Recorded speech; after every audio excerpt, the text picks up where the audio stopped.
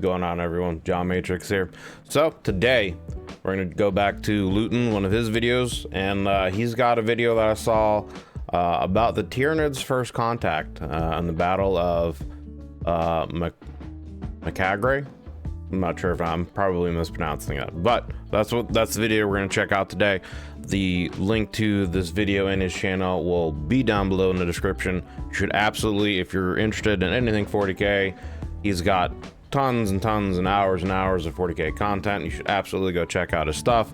Give him a sub, you know, let him know that I sent you, all that good stuff. But you should absolutely check him out. He's got a lot of great English hard. He's got a lot of great content, and I've learned a lot from his content, and I look forward to diving into more of his stuff. So absolutely go check him out and show him some love. But like I said, for now, we're gonna jump into this video. The Imperium and Tyranids' first contact in the Battle of Macagre. I'm probably mispronouncing that, but we'll see as the video goes along. So let's get into it here. Volume's good. Let's go. Tyranids are something I'm interested to learn and get more into. Well, like I've said in previous videos, I was a huge StarCraft fan growing up. StarCraft 1 and you know, the expansion, and then into StarCraft 2. I would love them to continue on and do a StarCraft 3. I love the story and the setting, and I love real-time strategy games like that in general. I grew up with that in Command and Conquer and games like that. I love those kind of games, and it's unfortunate that it's kind of a dead genre now. It's more of, you know, the Total War, Civilization, like empire building, and not the actual real-time, you know, fast back and forth, quick pace, you know, fights and stuff like that. So I would love to see, you know, another StarCraft, but that's change it for another thing. But that's one of the reasons why I'm so kind of interested in the Tyranids, because the Zerg are based off them. Because, you know, originally, you know, the rumor is that StarCraft was supposed to be a 40K game, and something happened with the licensing, and Game Workshop had to pull it, and Blizzard went on with creating of the game, and they just renamed it, you know. So it is what it is. But anyway, let's get on with the video.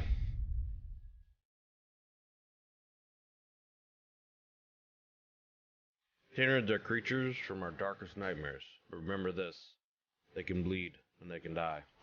Very much the Predator. If it bleeds, we can kill it.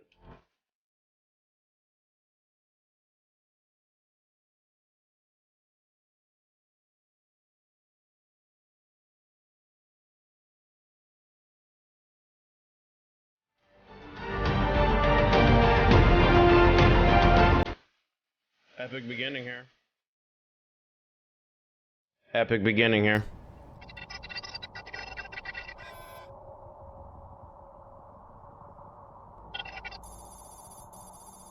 Planet Tyrant, Ocean World Imperial Research Station. The Imperium of Man first made contact with a new Xenos species at the planet of Tyran. Imperial explorators, who are Mechanicus tech priests committed to exploration and exploitation of new planets and regions in the galaxy in the name of the Imperium, discovered a strange phenomena where planets previously recorded as lush and verdant were now barren husks.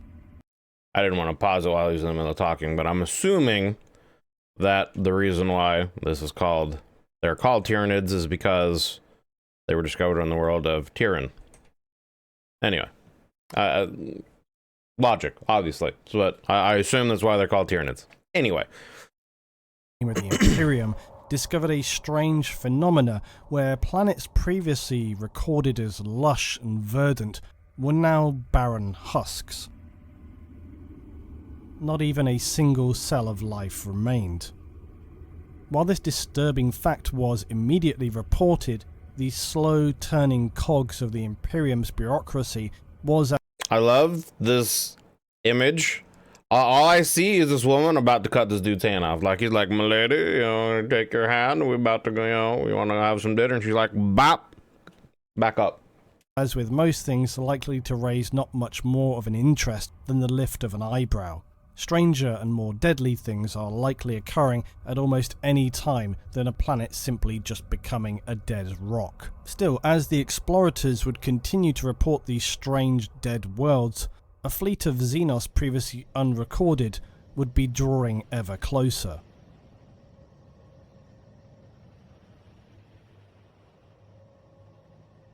A survey craft returning from studying these destroyed worlds encountered a strange cloud of unidentified objects entering the edge of the system.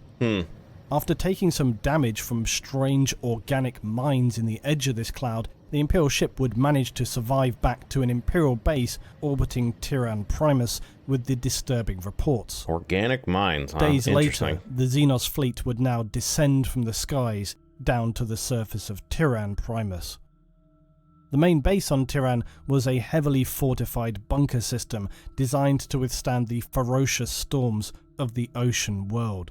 Coupled with the fact that its location on the edge of Imperial territory made it a likely target for Xenos attacks, so 4 immense planetary defense lasers were situated on the outpost, along with void shield generators, which are a form of gravitic energy field. It is typically utilized to defend super heavy vehicles and infrastructure.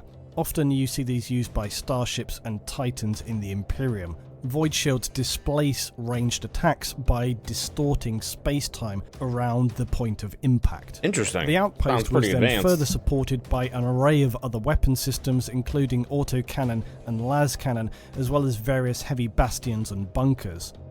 The defense complement itself was also formidable, with 3 full navy wings and a force of Skitari, as well as finally an entire infantry regiment of Imperial Guard. A standard deployment for any frontier planet that had been deemed the standardized force strong enough to repel most enemy assaults. The alien horrors began to fall from the skies in an array of colours and strange storm-racked skies. The Imperial ground gunners attempted to engage and prevent any of the invaders from making planetfall. But just as suddenly as they'd begun, this attack from the strange unseen species would withdraw. Is this all they have? What an easy victory, mused the Imperial defenders. Interesting. This ignorant overconfidence would soon be tragically misplaced. Right. I would assume it's probably just like it was like a probing attack, trying to figure out what their defenses and counter defenses, whatever you want to call them, would be, what their countermeasures would be for any kind of invasion they would have. Just testing and probing things, I would assume. Major Varnak ordered a fleet of Imperial Navy cruisers to continue to harass the withdrawing Xenos, as to make sure of their retreat, and that could actually be what they were trying to do, was to pull the ships away, make them defenseless, surround them, destroy them, and then be able to go back in and invade the planet. Interesting. We'll see if that's the case or not. To continue to harass the withdrawing Xenos is to make sure of their retreat and assumed broken morale.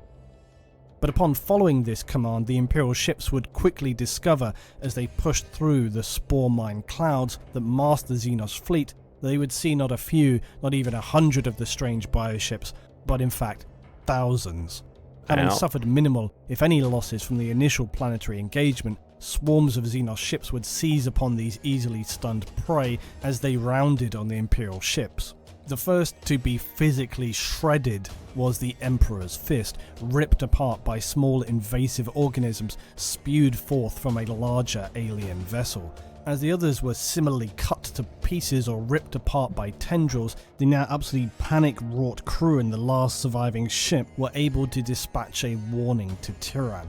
While in the process of doing so, gene stealers had been unleashed into the ship's interior, efficiently and brutally slaughtering the entire crew complement in minutes. While in the background, other ships were already being absorbed into the fleet's bioreserves. The Xenos would now return to the orbit of Tyran, and there would be no respite this time, no withdrawal. Many thousands of their mycetic spores rained down to the planet's surface, with the Imperial outpost defences having little success in preventing them from doing so. As the ocean around the outpost began to foam and boil, the Imperial defenders looked on baffled and more than a little concerned. What kind of horror was this attack?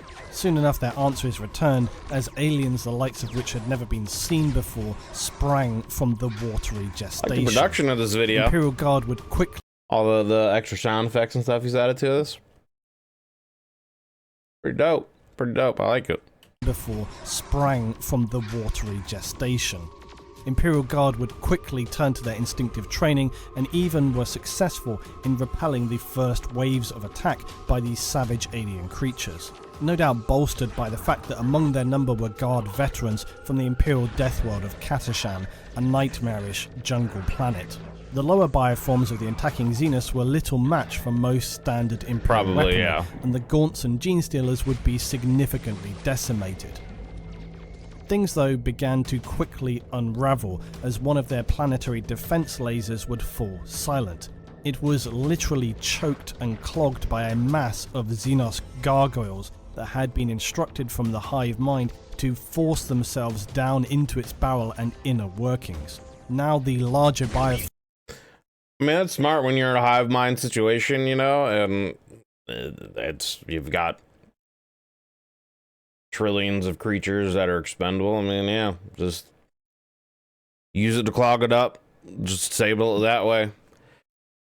I just, you know, it kind of reminds me of like the movie Aliens, you know, I guess would be kind of like in movie culture, cinema, whatever you want to call it.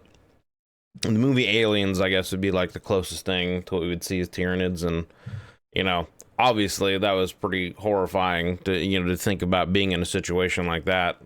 But I mean, yeah, can you just imagine like this, all of a sudden this unknown alien force of these strange creatures, you know, start coming down and terrorizing like in vast, you know, untold numbers.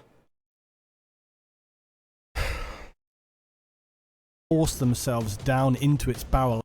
Like, you just think you just wake up and it's like, oh, what kind of garbage am I gonna have to deal with today? And you know, I don't think Tyranids would have been on your bingo card for that day, you know what I mean? And inner workings. Now the larger bioforms like Carnifexes would begin to appear, ripping through defenses and destroying further weapon installations. So I don't know like anything about the various like levels of Tyranids. Again, the only kind of comparison I really have to them is like the Zerg. So like I would assume like a lot of the little lower life forms and maybe some of the Genestealer things are kind of like Zerglings. Are these, what do they call them? Appear, rip. Now the larger bioforms like Carnifexes. Carnifexes, okay, so Carnifexes, are they kind of like more like Hydralisks, if anyone knows, or Ultralisks? Like what kind of, I guess, comparison, if any, would they have to like something on Zerg, just to give me an idea of like the unit level, or you know what I mean? Because I don't really, other than just seeing some of the models, like I have no point of reference. I haven't played enough, you know, 40K games or anything like that that have to do with the Tyranids to really know what they are and what the different types of Tyranids are and what they're capable of, and you know, what the Imperial Guard would be capable of against them or not, kind of a situation, you know. Into its barrel and inner workings. Now the larger bioforms like Carnifexes would begin to appear, ripping through defenses and destroying further weapon installations. The Xenos were turning the tables, and it was now only a matter of time before the guardsmen would be horribly dismembered and then consumed. The outpost soon is overrun by the alien horrors, and its heavy bastions and bunkers just looks smashed terrifying to pieces or enveloped by this highly aggressive Xenos.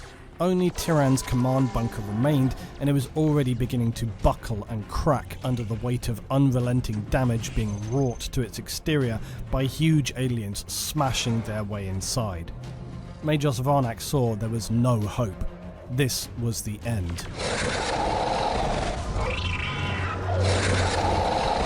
The few remaining Imperial Guard in Skitarii would fight down to their very flesh and bone before these savage invaders would seethe and flow through the command bunkers. I like how I used the models for that little picture. That's pretty cool.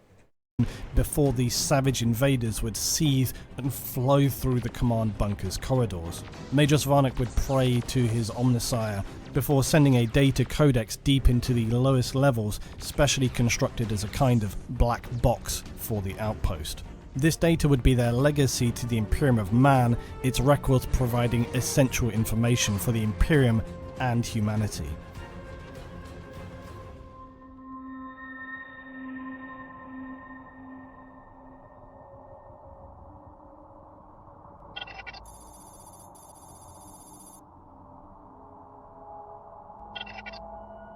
Inquisitor, As Kripman approached the now dead, sterile world, he discovered that it had been ravaged of all life, even its oceans and atmosphere. Searching for the standard Imperial data codex that is secured in such a catastrophic destruction of an Imperial outpost, what he found was more disturbing than he could have imagined. So I assume that the Tyranids would take the ocean water, and they probably have a way of converting it to whatever kind of water they can utilize. Maybe they're able to absorb, you know, salt water or whatever, and it doesn't affect them. But I assume that's what happens, essentially. They just literally consume every kind of resource on the planet, you know, organic resource on the planet that they can for their fleet, and then move on. You know, like, how does it work with them creating, I guess, like, do they create any kind of like home planets or something like that, or places that they can consider like fortified planets, places to back up to if, you know, their fleets get pushed back or something like that? Or is it literally like just the Tyranid fleet in space is just this vast, you know, moving wave of a massive fleet that just extends out through the galaxy and just wipes out whatever's in its path, absorbs and takes whatever resources they can and moves on, you know? Because I don't know. Destruction of an Imperial outpost, what he found was more disturbing than he could have imagined. And seeing the videos and accumulated data of the Xenos assault, Kripman would immediately leave the planet to communicate and convey the severity and imminent danger posed by this new and horrific alien threat. A horror he would subsequently name Tyranids. The planet of Tyran would hold the morbid honor of now becoming their official designation. Inquisitor Kripman attempted to use his astropath on board to project a vision of his discovery to the Imperium's network, only to discover that this was not possible. Something was preventing the astropath from communicating. See, and that to me also is very fascinating. The Tyranids have this ability to block warp function, I guess, or connection through the warp, or psyker abilities, etc., etc. Like, I just find that super interesting that they know about it and are able to manipulate it and cancel it out so that other creatures can't do anything, you know, against them. I kind of view the Tyranid as like almost the 40K version of like the Zerg and the Borg mixed together. Like, you know what I mean? Like, they're just all about evolving and adapting and creating new things to adapt to whatever situation they need and to overcome and whatever obstacles they have against them, you know. This, of course, was the psychic disturbance caused by the Hive fleet. So he instead proceeded to the next nearest Imperial planet of Thandros in the hopes of establishing communication, only to discover this world had also been ravaged and was now a sterile, dead planet. As is often the case with planets in the Imperium, sometimes entire worlds are lost without anybody even realizing it until years later. Eventually, after successfully establishing communications, he was ordered to proceed to the planet of Macragge, the Space Marine chapter homeworld of the Ultramarines. The alien fleet would be designated Behemoth. Thanks largely to the information gathered from the Tyran data codex, the Astartes and Imperial forces on Macragge were now able to formulate a plan in its defense. The chapter master Marneus Calgar quickly ordered its already immense, powerful defenses strengthened. In addition to the existing Imperial ships in orbit, more arrived daily, including massive strike cruisers and Ultramarines battle barges. One thing was for sure, the Tyranid threat would have a far more challenging battle to be fought here than at Tyran and Thandros. That kind of brings up a question that I was just thinking of. Astartes, when they're in space battles, are they primarily used as like boarding parties? Are they just basically sent out in like breach pods or something like that, and are used to like essentially destroy the ship from the inside out? They assault the ship and destroy the crew from the inside, take the ship over, dismantle it from the inside. Is that like mostly what Space Marines are kind of used for in those situations? Because you know, in just ship-to-ship combat, having an Astartes like at the helm of a gun, I don't necessarily, you know, at the helm of a cannon or something like that, I wouldn't necessarily think that would really make that much of a big difference. Like, they might be more accurate with their shooting and, you know, maybe countering of fighters and bombers that are incoming or something like that, because they're just better shots.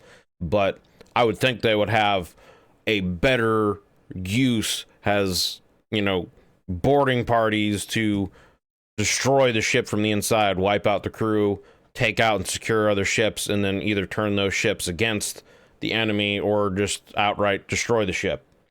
You know, so I would assume that's how they're used in ship-to-ship combat, but let me know, because that's something that hasn't really been gone over, like ship-to-ship tactics, how that works in the 40K universe, and where the Space Marines fit into that. So let me know.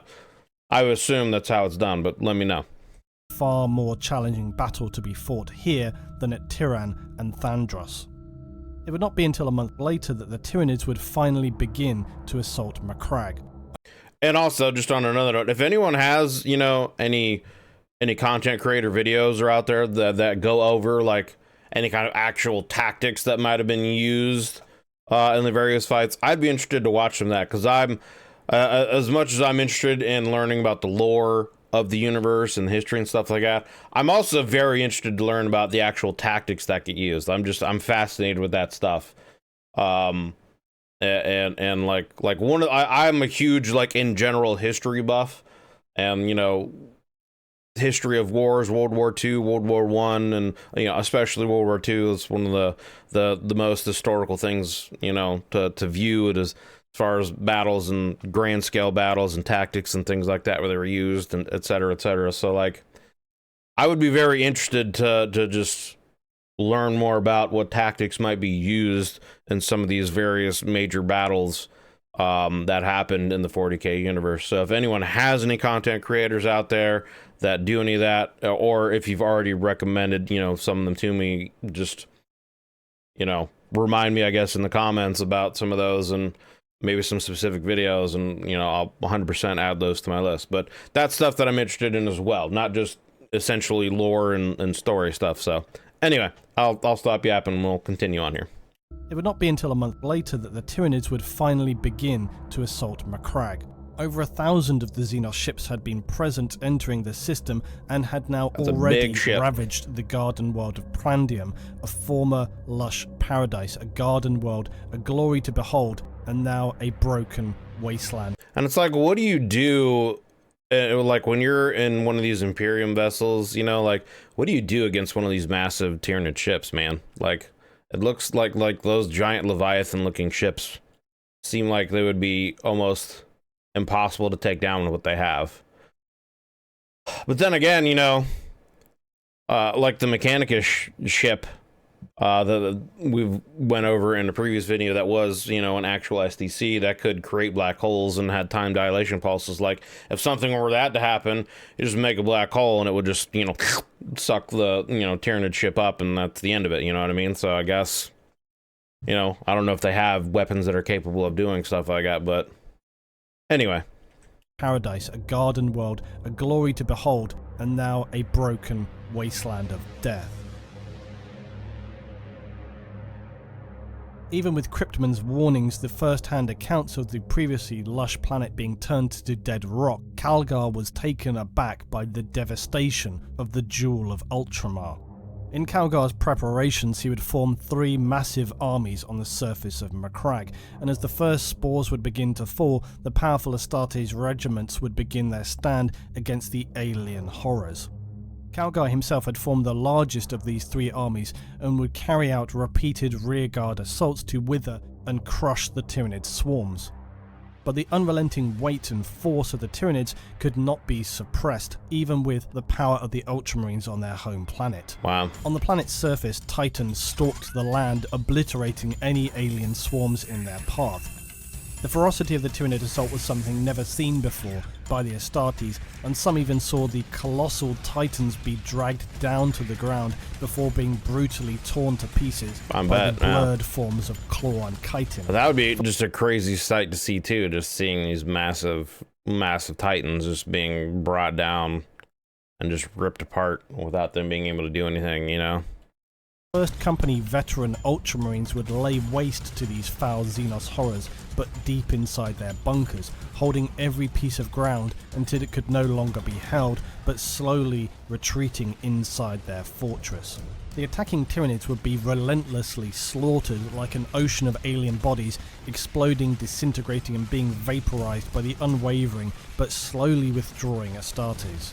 As the fighting became ever more brutal and desperate, with much of Calgar's defense forces now slaughtered, one of the final battles would be fought on a location known as Cold Steel Ridge. The previously masterful rearguard army of Calgar here would find their match, as the hive mind had learned and adapted to his battle tactics. To compound the situation, the Tyranids would deploy a bioform later classified by the Imperium as a Swarm Lord. This massive creature was one of the final forms to lead assaults on Tyran and Thandros. Using the power of the hive mind, the Tyranids' previously mindless, animalistic, furious assaults now became viciously focused, even tactical. Over the remaining hours, the Swarm Lord would launch attacks again and again, killing scores of auxiliary troops in the most savage and horrific ways imaginable, no doubt in an attempt to horrify and break the human enemy. Yep. Torn apart, flayed, penetrated, dissolved, eaten alive, inside or out, the carnage continued on and on until the powerful Astartes began to appear outmatched by this previously mindless horror. Sensing victory, the Swarm Lord along with Tyranid warriors thrust into the fight and engaged Calgar himself. As the Ultramarines circled to aid the Chapter Master, Tyranids lying dead sprung to life, evidently feigning death in a suppressed state by the Swarm Lord. Damn.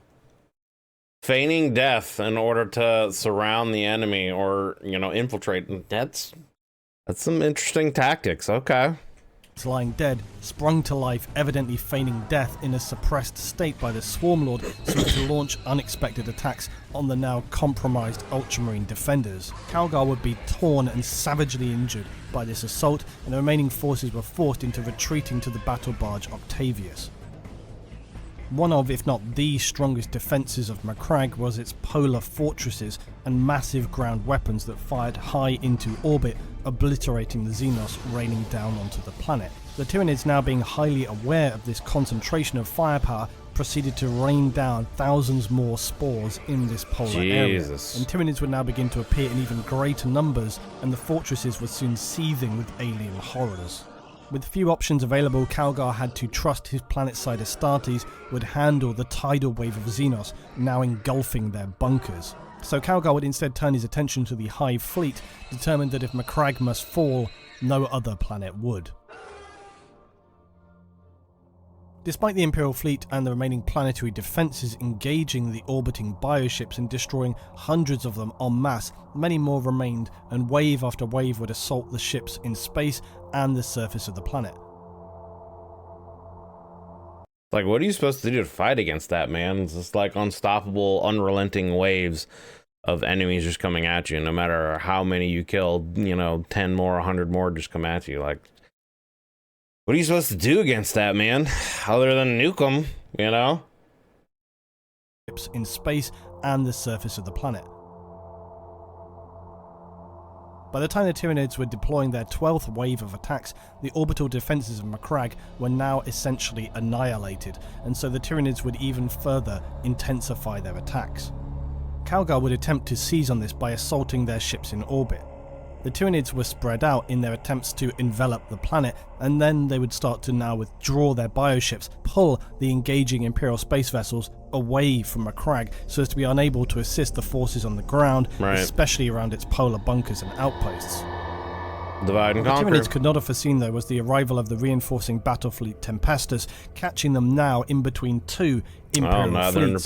But even so, the Tyranid Hive fleet was far from outmatched, and likely both fleets could have been potentially destroyed were it not for the supreme sacrifice of the mammoth Emperor-class battleship Dominus Astra. It would plow straight into the heart of the Hive fleet and sacrifice itself by detonating its warp drives, subsequently creating a warp vortex and dragging itself and the entire Tyranid fleet into total oblivion. That'll do it. Calgar's, like I said, you know, nuke them, man. Like, what else are you gonna do when they have immeasurable numbers like that? You gotta have some kind of weapons of mass destruction to clear the boards, you know? So, what else are you gonna do? Entire Tyranid fleet into total oblivion. Calgar's remaining forces rounded to return to Macragge and save the few, if any, Astartes forces that had managed to hold out in overwhelmed polar fortresses.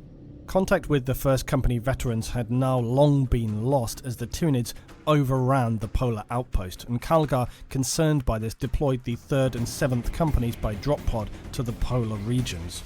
As the Marines burst from their pod deployments, the scenes that met them were beyond belief. Hundreds of thousands of shredded and compounded Tyranid bodies lay piled as far as could be seen, and huge craters existed where plasma weapons and Titan reactors had gone critical, pocketing the surface of the land. Linking up quickly with any surface survivors, they pushed down into the depths of the outposts, clearing any Xenos they encountered. The 3rd Company, though, on landing was far less successful and came under heavy attack as soon as they made planetfall. Many hundreds of Tyranids sprang from the dark outpost entrances to engage them, but heavy fire from the Marines and Thunderhawk gunships overhead crushed them and drove them back into the darkness. They got air superiority, it sounds like, and we're able to start driving them back. Okay. Fire from the Marines and Thunderhawk gunships overhead crushed them and drove them back into the darkness of the reinforced outposts. On entering the darkened corridors of the outpost as the 7th Company had done, the 3rd began to notice how walls and structural elements were dripping with mucus, and it seemed that in many places solid material appeared to be breaking down. They would lay down heavy flame units through the corridors to clear their advances, slowly progressing deeper into the bunkers. As the 3rd Company continued to burn their way into the darkness, so the Tyranids are even able to like break down like metals and things like that into like biomatter that they can absorb and reuse. That's pretty crazy, man. Deeper into the bunkers. As the 3rd Company continued to burn their way into the darkness, every step crushing alien chitin and acidic blood splashing everywhere, they slowly entered the deepest areas of the bunkered outposts in the polar region. And it was here that they would finally find the last remaining 1st Company veterans. A single circle of Space Marines in Terminator armor laying slumped back to back, having been savagely ended by the Xenos horrors. There were no First Company Ultramarines remaining. They had been killed to the last man.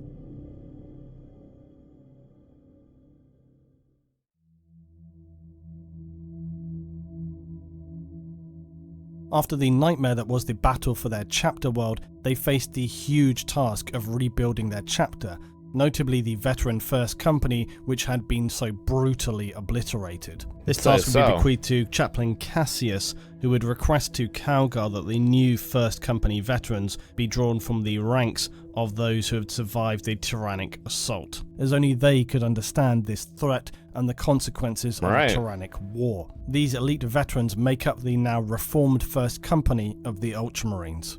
The battle for Macragge is a bittersweet victory for the Ultramarines, having been...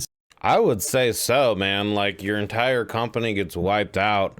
You're able to push them back, but, like, the losses of not just manpower, but also the Titans and things like that, and the base pretty much being broken down, like, talk about a Pyrrhic victory, dude. You know what I mean? Like, it's a victory, but at such a massive cost.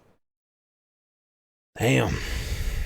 That sounds brutal. Like, it's stories like this that I would love to see done in like a TV show or movie or something like that, man. It's just like stuff like this sounds so amazing and epic.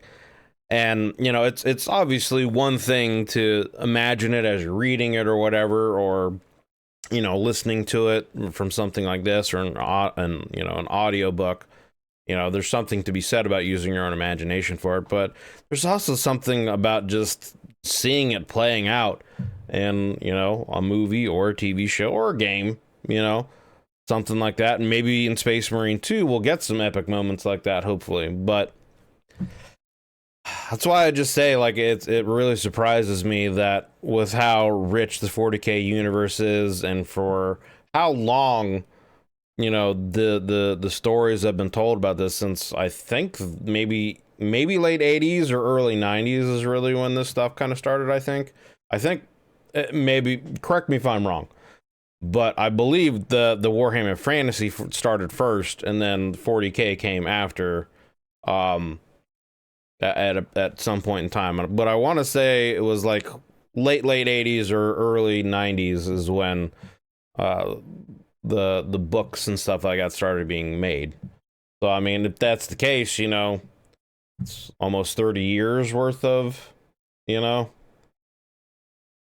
lore and videos and just this rich fleshed out universe. And like I said, it just surprises me that more hasn't been done in the movie TV show space, because I truly believe that this universe is like on scale with that of, you know, Lord of the Rings or Star Wars or Harry Potter, as far as like the kind of cultural impact it could have if it's done right. And, you know, I know Henry Cavill is doing a TV show. I'm cautiously optimistic about it. I know he's a super stickler when it comes to things that he's really into. That's why he left The Witcher, and he's a huge Warhammer 40K fan. He knows a lot about it, but it's also being, you know, done at Amazon, so that's why there's like the cautious optimism, because I mean, look what they did with Lord of the Rings, you know, like that's kind of the cautious part. They've got some good shows like Reacher, The Boys, and a few others. Don't get me wrong, there's some shows on there that are pretty good, but you know, I don't know.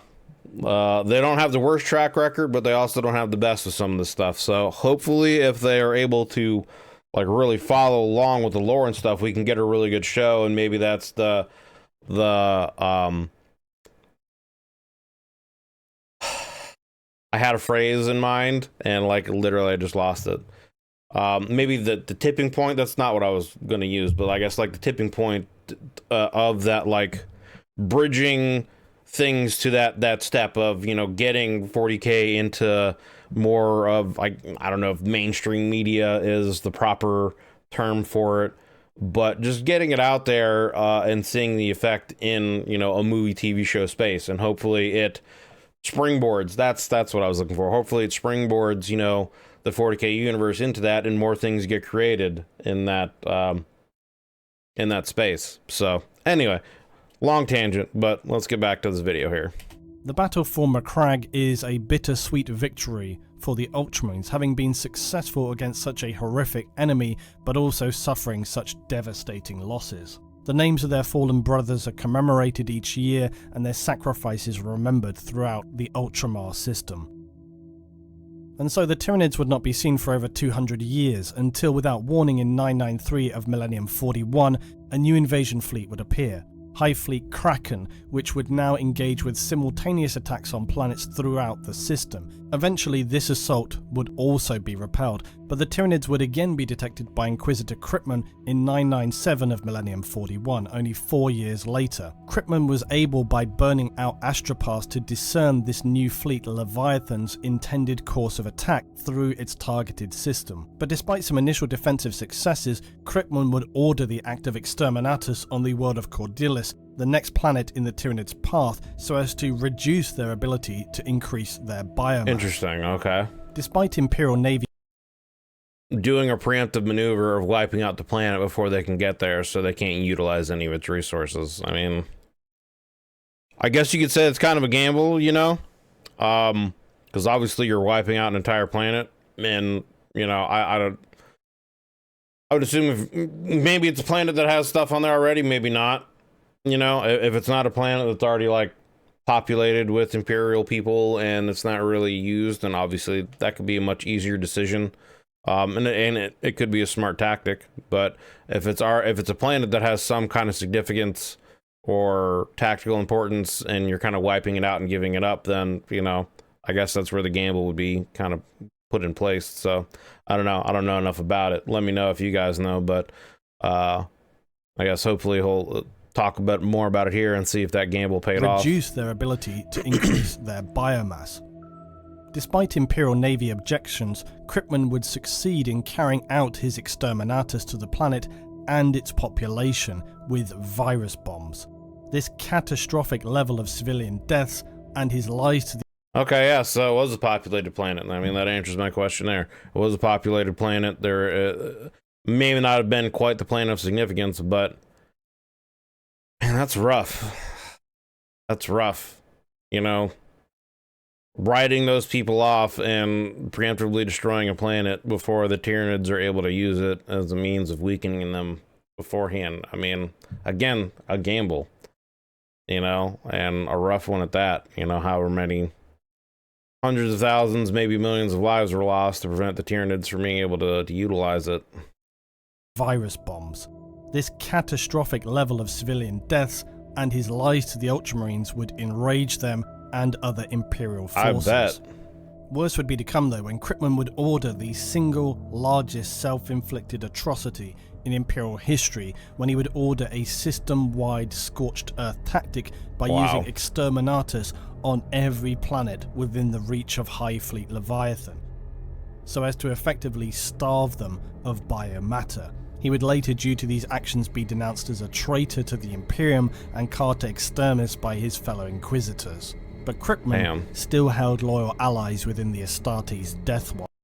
And I mean, I guess the question would have to be asked, how effective really would that be against the Tyranids? You know, like, do you know enough about them to understand, like, because they could potentially be creatures that could be in hibernation for hundreds, if not thousands of years. They live in the vacuum of space and they travel between, you know, you don't know how fast they travel between space, you know, you don't, at least I would assume they haven't been able to study them enough to know the Tyranids well enough to know how fast they travel, and just know, again, like,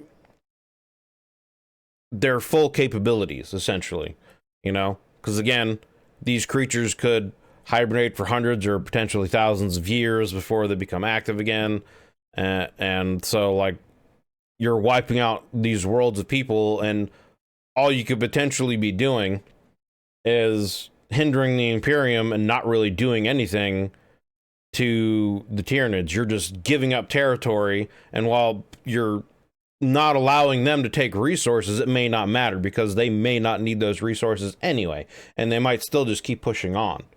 So, I mean, yeah, that's, I could understand, you know, if you're wiping out not just a single planet, but whole systems, why they would deem him a traitor and, yeah, execute him. I mean, and to go to that extreme, to have that much fear of the Tyranids,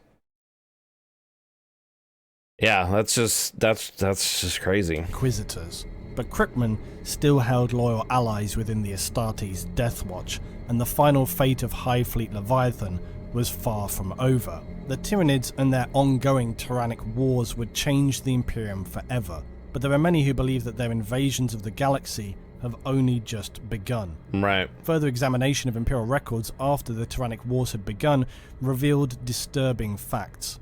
Facts that suggest the Tyranids had been around for a much longer period of time, and that predatory creatures like the Katashan Devil and Fenrisian Kraken are actually ancient descendants of Tyranid hive fleets, perhaps long since abandoned or forgotten by the Hive. Records of the Ordo Xenos of the Inquisition have suggested Tyranid contact as far back as Millennium 35. Bioships of Tyranid configuration were also discovered on an ice planet after Imperial Guard was sent to deal with an Orc threat. Really? Tyranids would burst out attacking the Guardsmen sent, but they could not understand how this was possible, as no Tyranid ships were in orbit of the planet. Eventually they realized that as long ago as 7,000 years, a full Tyranid hive ship had crashed into the planet and remained dormant ever since. The prospect of it reanimating and sending out psychic distress calls is something that they could not allow to happen. Eventually the Imperial... Well, that kind of just goes to show my point that, like, this Tyranid hive ship crash landed on this planet, you know, thousands or tens of thousands of years ago. I think he said contact with them was made potentially as early as Millennium 35, but that doesn't mean the ship had been there for that long. But it's still, that kind of proves my point of these things could go into a state of hibernation for hundreds or maybe thousands of years, and then still be capable of doing, you know, whatever, fighting and, you know, being alive and just doing their thing. So, like, was scorch earthing those planets really worth it? It seems not. So, interesting. Psychic distress calls is something that they could not allow to happen. Eventually, Obviously, the Imperial forces are able to destroy the hive ship by enabling massive volcanic eruptions which consume and destroy the trapped ship and all its horrific inhabitants. But these events suggested that the Tyranids had been present even earlier than Millennium 45, perhaps anything longer than even 1,000 years prior, and it also penetrated further into Imperial space than was previously thought. The prospect of other deliberately hidden or preemptively placed hive ships was a greatly concerning realization. But it's also possible that these earlier fleets were defeated and repelled by another race like the Eldar. Potentially. The Tyranids are one of the most severe. You know, I wonder if the Tyranids, or if anyone's played, I'm sure some of you have, but if you played Mass Effect, I almost wonder if the Tyranids are kind of like a, almost an organic kind of version of the Reapers, where they just kind of like, they're at the edges of all these various galaxies in the universe, and, you know, they stay in a state of hibernation until enough species arrive or whatever, become present, you know, evolve high enough and become present that they can then go out into these galaxies and feed and evolve. And then once they've cleared out a galaxy, they retreat again until, and then just have that cycle of things, you know? Because I know some of the fan theories about them is that potentially the entire universe has actually already been consumed by the Tyranids, and that our galaxy surrounded, because Tyranids are invading from a lot of different points outside our galaxy. But it's also interesting hearing this now that, you know, potentially Tyranids have been in our galaxy already beforehand, and there might have been lost ships that have been cut off from the hive or whatever. Maybe they've been defeated by other alien races, the Eldar, or maybe even the Necrons, or, you know, who knows, the Catan, the old ones, whatever. Maybe they even go that far back, maybe not. Who knows? But it kind of would lead some credence to that idea of maybe they come in, wipe out, you know, evolve life to a certain point, and then retreat back out to the edges of the galaxy to let life flourish again, so they can just keep having these cycles of feeding and evolving off whatever they can, and just rinsing and repeating, you know? I don't know if those are other fan theories out there that are like that, but it seems, I mean, that's just kind of my own personal idea and theory off of everything I've heard so far. Held by another race like the Eldar. The Tyranids are one of the most severe threats to not just the Imperium, no kidding, but the entire galaxy. And even though they have wrought terrible destruction through the first fleets that have appeared, a much worse possibility exists, that so far the Tyranid hive fleets are just initial tendrils. Right. They are really scouting parties of a much larger and exponentially more dangerous main fleet, as yet unseen, still traveling through the void toward the Milky Way galaxy. And I mean, that is a terrifying idea, man. You know, that the main forces of the Tyranids haven't even been seen yet, and that what's been already there are just scouts. And I mean, you're already talking about dealing with vast numbers of alien creatures, and them being able to create and make more. And if that's just a scouting party, you know, what does the main force look like?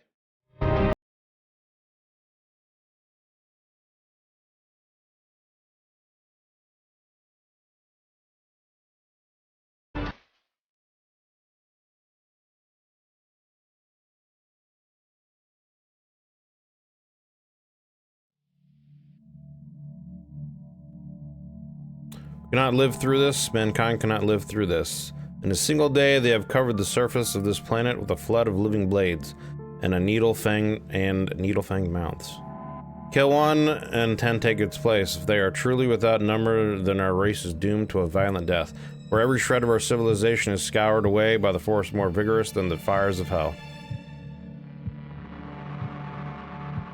Alright. Alright, well there we go. That's the Imperium and the Tyranids' first contact, the Battle of Macragge. I'm sure I'm pronouncing it incorrectly, but very interesting video. And going on with the Tyranids. You know, I've already talked a lot about this and paused and talked a lot throughout the video, so there's not really, I don't think, a whole lot to say here at the end. But yeah, my connection to them kind of really comes again from StarCraft, and just the idea that they're very much like the Zerg, and their ideas are very much the same. They're just there to consume and evolve and create new and better things, new versions of things. For what purpose? Who really knows? You know, I don't know if there is any kind of stories or lore or anything that have been put out there that give any kind of idea to what the overall hive mind of the Tyranid is looking for or trying to accomplish, or if it's literally like they're just trying to, again, kind of that idea of the Borg, where they're trying to seek like perfection in like an organic perfection through evolution. And I mean, one of the ways things really evolve is through conflict. I mean, you look at our technology and how rapidly it's evolved since World War II happened. You know, it's pretty insane to think about. I mean, just even in my lifetime, you know, I was born in the early 80s, and from the early 80s of not even, you know, color TV was still just kind of becoming the thing at that time, you know, and going from there to where we are now with, you know, cell phones and computers as they are. Like growing up without having computers and seeing how, you know, computers came on to the scene and how much they've really integrated into our daily lives and the internet and how connected we are and everything is, like, it's insane how quickly and you know, our technology has evolved, even in just, you know, since I've been around. And who knows where things are gonna go even in the next 50 to 100 years, dude, with AI and, you know, what is it, Elon's like mind link thing he wants to do. So, you know, maybe that's all the Tyranids are really all about, is just, you know, these cycles of evolving and trying to create the perfect, you know, being through whatever, be it, you know, conflict and or just consuming life. And like I said, you know, that the idea of the theory where they're kind of similar to the Reapers from Mass Effect, and maybe like, yeah, they just stay at the edge of the various galaxies, and as life repopulates the galaxy and evolves, they just go in and consume, and through the consumption of various life they evolve, and through fighting and conflict they adapt, become stronger and better. You know, maybe that's just their whole purpose. But, you know, let me know what you guys think. Let me know in your comments what your theories are, you know, and any more videos about, you know, the Tyranids and learning about them. And like I said, you know, if any of you guys know any content creators out there that also get more into the tactical side of things and some of these, you know, fights and engagements, let me know about that, because I would be very interested to just, you know, learn more about that. I'm very interested in that kind of stuff and tactics that are used in wars and battles and et cetera, et cetera. So let me know. But thank you guys very much for checking out the video. I hope you enjoyed it. If you're watching it here still to the very end, it really means a lot. I greatly appreciate it. If you enjoyed this video, consider leaving a like and a sub, as it helps me and the channel grow, and it helps me be able to make, you know, some more content for you guys. Again, this Saturday we're going to be doing, as long as nothing comes up between now and then, which I don't have anything foreseeably coming up, we're going to be doing our Dark Tide game night. So if you're interested in that, my Discord link is down below in the info section. If you want to join the Discord, you can. If you don't, you don't have to. But we're gonna be playing some games, so if you want to come and chill out and play some games with us, or if you just want to hang out and either my YouTube or Twitch stream and just, you know, talk and say hello and watch and have a good time and meet some new people, you guys are more than welcome to come do that, and would appreciate you guys stopping in and saying hello and, you know, just chilling. So hope to see you guys then. But until then, hope you guys have a wonderful time. Hope you're having a wonderful day. Thank you very much, and we'll see you on the next one. Have a good one, everybody.